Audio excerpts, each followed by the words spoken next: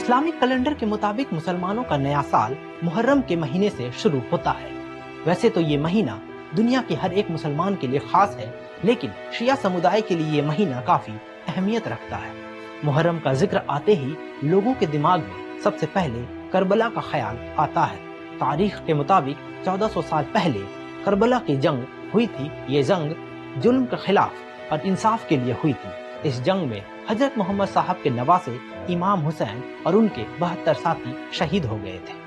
ऐसा कहा जाता है कि मदीने से कुछ दूरी पर मुआविया नाम का एक शासक रहता था, जिसके इंतकाल के बाद उनका बेटा यजीद को शाही गद्दी पर बिठाया गया। गद्दी पर बैठते ही यजीद अपनी ताकत का गलत इस्तेमाल करने लगा। धीरे धीरे यजीद से मदीने के लोग काफी खौफ खाने लगे।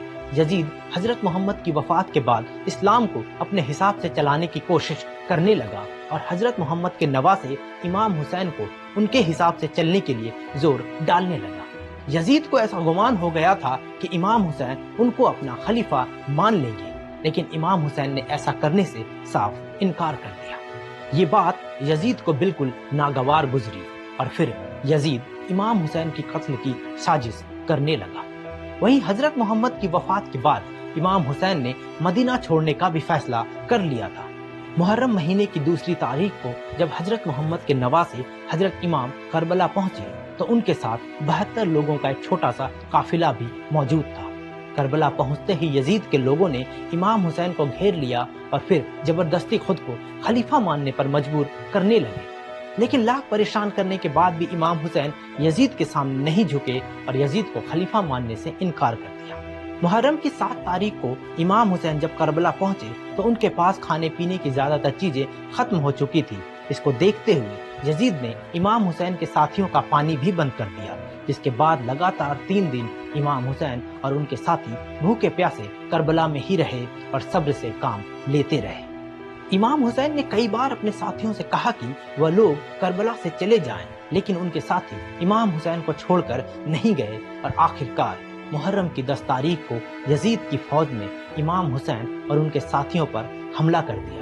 इस जंग में इमाम हुसैन और उनके साथी शहीद हो गए। इसमें इमाम हुसैन के 6 महीने के बेटे अली असगर, 18 साल के अली अकबर और 7 साल के उनके भतीजे कासिम भी शहीद हो गए।